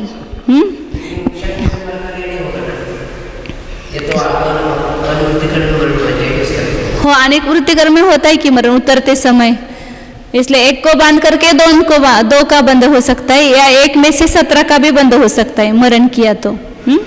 तो ये 2 भुजकार हो गए।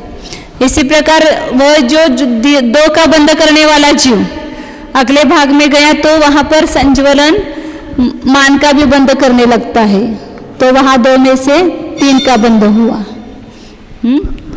और वही जो वहां पर मरण किया 2 का बंध करके, तो वह सीधा कितना बांधेगा? 17 का बंध करेगा।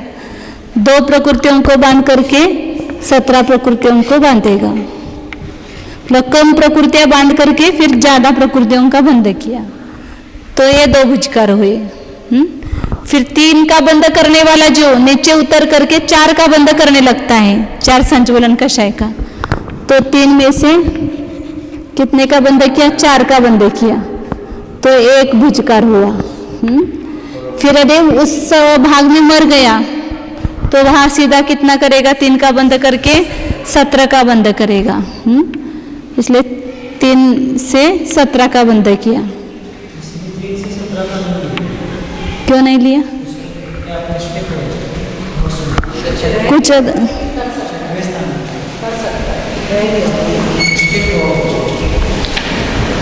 छूट गया क्या?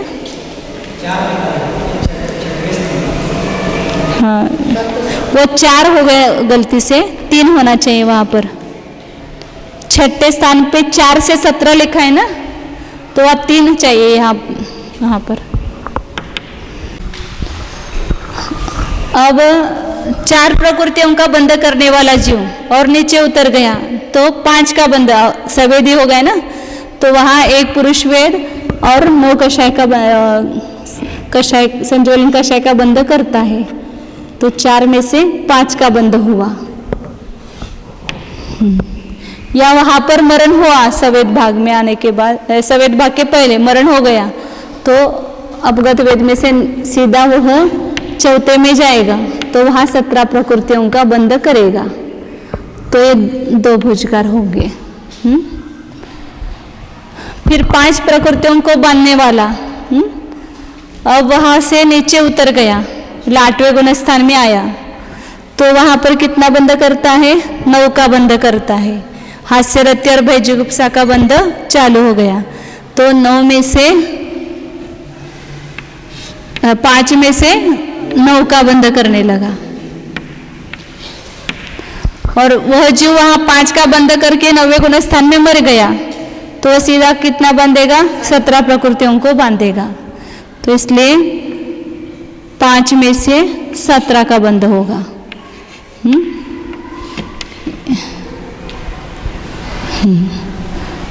अब कोई जीव 8वें 7वें 6ठे गुण स्थान में 9 प्रकृतियों का ही बंध करने लगा, और वह यदि 6ठे गुण स्थान से 5वें में गया तो कितनी प्रकृतियों को बांधेगा? 13। 5वें में 13 प्रकृतियां बनते हैं ना, तो 13 प्रकृति का बंध करेगा, तो 9 में से 13 का बंध हुआ। या कोई जीव 6ठे से 4थे गुण स्थान में गया, मर गया समझो वहां पर, तो 4थे गुण स्थान में गया, तो कितने का बंध करेगा? 17 का बंध करेगा। 9 में से 17 का बंध हुआ। या कोई जीव उपशम समय दृष्टि है, प्रथम उपशम समय दृष्टि, 6ठे से 2रे गुण स्थान में गया, तो कितना बंध कर सकता है? वो 21 का बंध कर सकता है। 9 का बंध करके 21 का बंध करेगा। या कोई जो 6ठे में से पहले में भी जा सकता है सीधा, तो 9 का बंध करके वो 22 का बंध करेगा। तो 9 में से 4 हो गए मंजूषा। भुजकार बंध कितने हुए? 4। तो 9 को बांध करके 13 को बांध सकता है, 5वें गुण स्थान में आया था। 9 से 17 को भी बांध सकता है, मरण की अपेक्षा भी, या सामान्य गुण स्थान से नीचे उतरा तो भी कर सकता है, 6ठे से 4थे में भी जा सकता है। या 9वें से 9 को बांध करके 2रे में गया तो 21 को बांधेगा, और 9 को बांध करके 22 को बांधा, तो ये 4 भुजकार बंध हुए। अब 13 में से 5वें गुण स्थान में किसी जीव ने, मतलब कोई भी जीव है वो 13 प्रकृतियों को बांधता है, लेकिन वो मरण करके या 5वें से 4थे में गया, तो वहां पर कितना प्रकृति को बांधेगा? 17 प्रकृति को बांधेगा। या कोई जो प्रथमोपशम समय दृष्टि है, तो 5वें से 2रे में गया, तो कितना बांधेगा? 21 प्रकृति को बांधेगा। कोई जीव 5वें से सीधा पहले में गया, तो 22 प्रकृति को बांधेगा। इसलिए सब संभव है। तो 13 के 3 भुजाकार बंध हुए, 17, 21 और 22 ऐसे। फिर कोई जीव 4थे गुण स्थान से दूसरे प्रथम समय दृष्टि दूसरे गुणस्थान में गया तो 21 का बंद करेगा, और कोई जो चौथे से पहले में गया तो 22 का बंद करेगा। तो ये 2 भुजकार हुए। हाँ, कोई जो दूसरे गुणस्थान में से पहले गुणस्थान में आता है तो 21 का बंद करके 22 का बंद करेगा। कितने हो गए? आए के देखो 20, 1 2 3 4 5 6 7 8 9 10 11 12 13 14 15 16 17 18 19 और 20। ये भुजकार बंद कितने हो गए? 20 हो गए। हाँ, सब बंद। कभी वो बदल बदल करके आ सकता है। अब नीचे नीचे उतरता है तो जीव इस प्रकार प्रकृतियों को ज्यादा ज्यादा बांधने लगता है। अब अल्पतर बंध,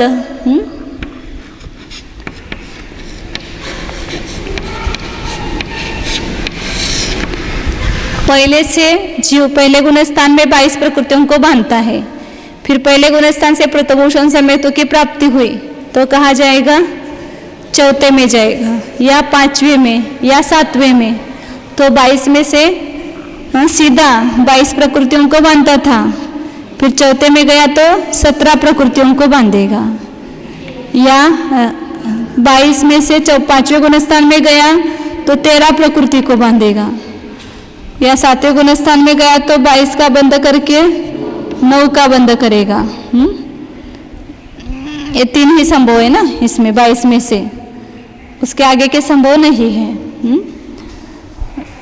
फिर कोई जीव है, अब पहले से दूसरे में जाता नहीं है, इसलिए 22 में से 21 का अल्पतर बंध नहीं होगा, या दूसरे से ऊपर भी नहीं चढ़ता है, इसलिए 21 में से 17 13 का भी बंध नहीं होगा, इसलिए वो 21 के अल्पतर बंध नहीं होंगे। हाँ हाँ हाँ, अब वो मतलब दूसरे में से एक भुजकार बंध ही होगा, अल्पतर बंध नहीं होगा। अब 17 प्रकृतियों को बांध करके कोई चौथे गुण स्थान में है, वो 17 प्रकृतियों का बंध करता है, और वह यदि देह संयम को प्राप्त हुआ तो 13 प्रकृतियों को बांधेगा। तो 17 में से 13 का बंध किया।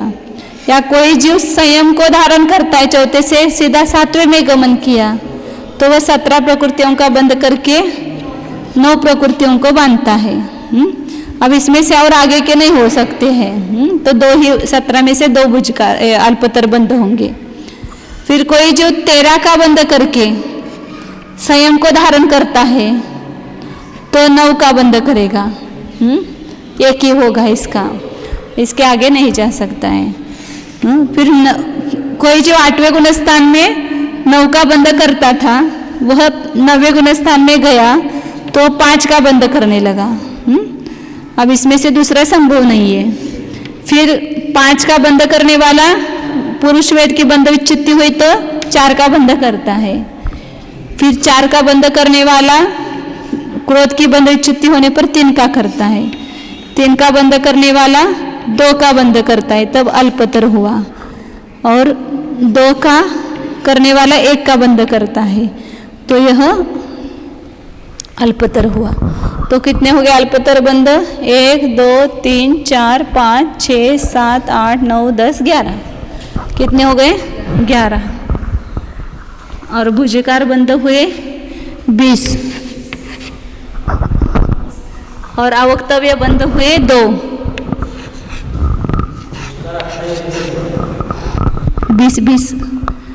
20 लिखा है वो।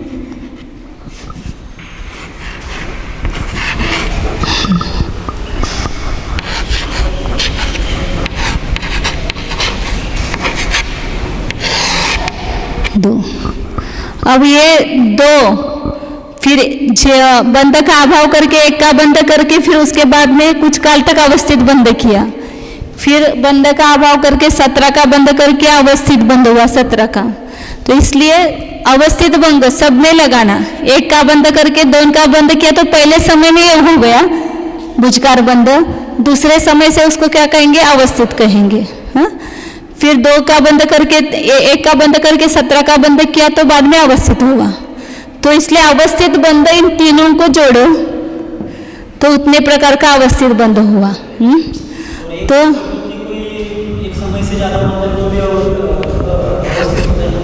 हाँ, कोई भी एक बंध स्थान वो 22 को बांध करके 22 को बांधा, 17 को बांध करके 17 को बांधा, लेकिन इस अविवक्षा से उन्होंने उसके बाद में जो अवस्थित बंध होता है उसकी अपेक्षा से 33 भंग हो गए, क्योंकि 2 अवक्तव्य, 20 भुजाकार और 11 अल्पतर, ऐसे कुल टोटल 33 भंग अवस्थित के बताइए।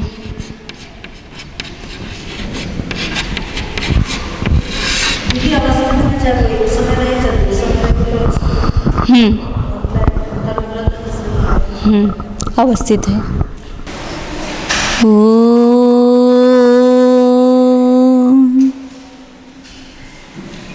जानिए यह मैं शुद्ध चैतन्यमय जीव ही हूँ। अपने को पहचानिए। यह मैं अनादि अनंत नित्य ध्रुव टंकोत्कीर्ण न्यायक स्वरूपी ही हूँ। भीतर देखिए है, यह चीज है मेरे पास। मुझे अन्य जगत की किसी वस्तु की आवश्यकता नहीं है। सर्वोत्तम सर्वोत्कृष्ट ऐसी वस्तु मैं स्वयं हूँ। यह मैं अनादि अनंत शाश्वत चैतन्य स्वरूप हूँ। मेरी वस्तु स्वयं सुरक्षित है, उसमें किसी दूसरे वस्तु के द्वारा बाधा संभव नहीं है, उसका कभी भी घात नहीं होता है।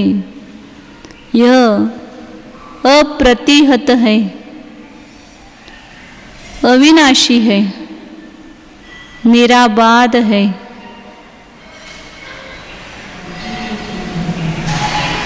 मैं स्वयं गुप्त हूँ, स्वयं सुरक्षित हूँ। मेरा अनंत गुण रूपी धन है देखिए भीतर। इस अनंत गुण को लूटने वाला कोई भी कर्म नहीं है। कर्म केवल मेरी सत्ता पर अनधिकार चेष्टा कर रहा है, उसका कुछ भी अमल नहीं है। जानिए, अपनी सत्ता का भान कीजिए, कर्म अपने आप भाग जाएंगे।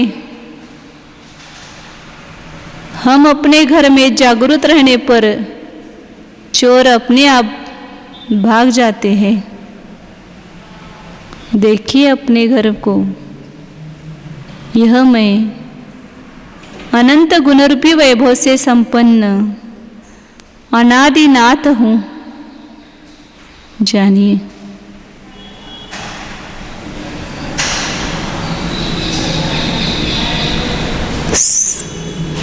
स्वरूपास्तित्व स्वरूपोऽहम् निज ध्रुव चैतन्य स्वरूपोऽहम् अनंत गुण रत्नाकर स्वरूपोऽहम् चैतन्य रत्नाकर स्वरूपोऽहम् चैतन्य कल्पतरु स्वरूपोऽहम् चैतन्य कामधेनु स्वरूपोऽहम्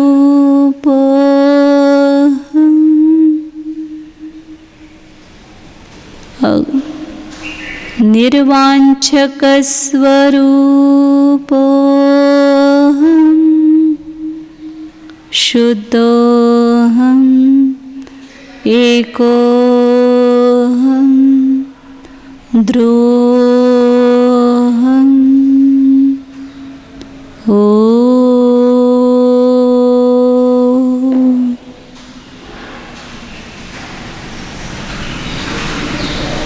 विसर्जन।